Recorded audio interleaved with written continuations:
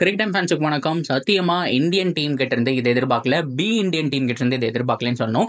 So சின்ன team தான், ஆனால் கண்டிப்பாக ஒரு 180 அடிக்கக்கூடிய கெப்பாசிட்டியும் இருக்கு அண்ட் நல்ல பவுலிங் போடக்கூடிய கெப்பாசிட்டியும் இருக்கு.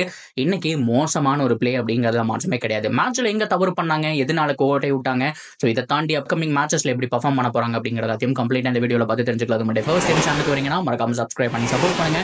அப்பதான் அப்டேட் எல்லாமே எங்களை வந்து சேரும். சரி வாங்க வீடியோக்குள்ள போலாம்.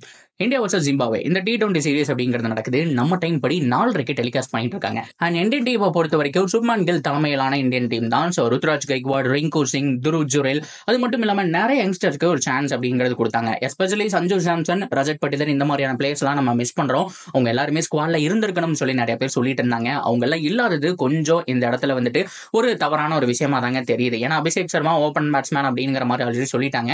ஏன்னா அவருடைய ஸ்ட்ரென்த் அதுதான். அவரை பொறுத்த வரைக்கும் ஓப்பனிங் பொசிஷன் கொடுத்துடலாம், எவ்வளவு தூரம் பெர்ஃபார்ம் பண்ணலாம்னு பார்க்கலாம். ஸோ ஃபியூச்சருக்கு நல்ல ஒரு பேட்ஸ்மேனா இருக்க போறாங்களாங்கிற மாதிரி டெஸ்ட் பண்ணாங்க.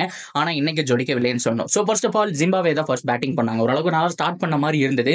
ஆனா இந்தியன் டீமுடைய பவுலிங் பெர்ஃபார்மன்ஸ் நல்லா பீக் லெவல்ல இருந்துச்சுன்னு சொன்னோம். கலீல் அகமது பயங்கரமா அடி வாங்கினார். ஏன்னா இனிஷியல் அவர் தான் போட்டாரு.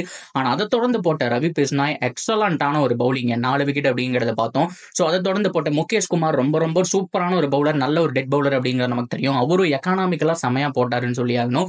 வாஷிங்டன் சுந்தர் மறந்துடக்கூடாதுங்க, 2 விக்கெட். தமிழ்நாட்டு பையன் செம்மையா விளையாண்டாரு. உண்மையாலுமே செம்மையான ஸ்பெல் அப்படிங்கிறது அவர்கிட்ட இருந்து வந்துச்சு.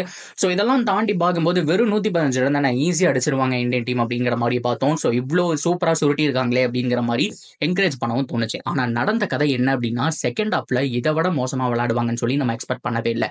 ஸோ எதிர்பார்த்த மாதிரி அபிஷேக் சர்மா அண்ட் சுப்மன் கில் தான் ஓப்பனிங் இறங்கினாங்க. அபிஷேக் சர்மா டக் அவுட்ல வெளியில போனாரு.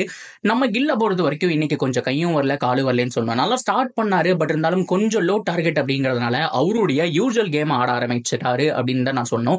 சாரி, யூஸ்வல் கேமை மிஸ் பண்ணிட்டாரு அப்படின்னு தான் சொல்லி ஆகணும். ஏன்னா 29 பால் பிடிச்ச 31 ரன் அடிக்கக்கூடிய கில் கிடையாது. இதே 28 பால் 29 பால்ல 50 தாண்டி போயிட்டு இருப்பாரு. ஸோ அந்த மாதிரியான பேட்டிங் பார்த்திருக்கோம். ஆனா லோ டோட்டர் தானே கொஞ்சம் உருட்டிடலாம்னு நினைச்சாரு. அன்பார்ச்சுனேட்லி விக்கெட்டை விட்டுட்டு போயிட்டான்னு சொன்னோம். ருத்ராஜ் கைக்வாட பொறுத்த வரைக்கும் அவருக்கு ஒன் டவுன்ல ஒரு வாய்ப்புன்னு சொன்னோம். எப்பவுமே ஓப்பனிங் பேட்ஸ்மேனா இருந்தாரு. ஸோ இந்த தடவை அபிஷேக் சர்மா இருக்கிறதுனால ஒன் டவுன்ல ஆடுவோங்கிற மாதிரி இறக்கி விட்டாங்க.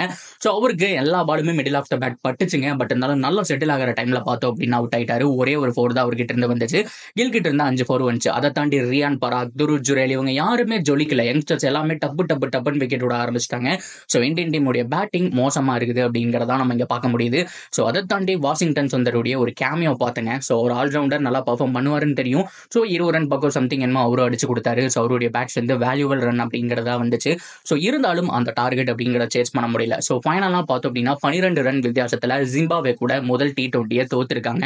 ஸோ பவுலிங் லெவல் உண்மையாலுமே வேற லெவலுங்க. செம்மையா போட்டாங்க, எல்லாருமே நல்லா போட்டாங்க. கலீல் அகமது இனிஷியல் ஓவர் போட்டாங்காட்டி அட்டாக் பண்ணி ஆடுறாங்காட்டி அவருக்கு கொஞ்சம் எக்ஸ்பென்சிவா போச்சு. ஸோ மற்றபடி அவரும் ஓரளவுக்கு எக்கனாமிக்கலா போயிருக்கலாம். ஸோ நல்லா சுருட்டினாங்க. ஆனால் பேட்டிங்ல சொதப்பிட்டாங்க அப்படிங்கிற மாற்றம் கிடையாது.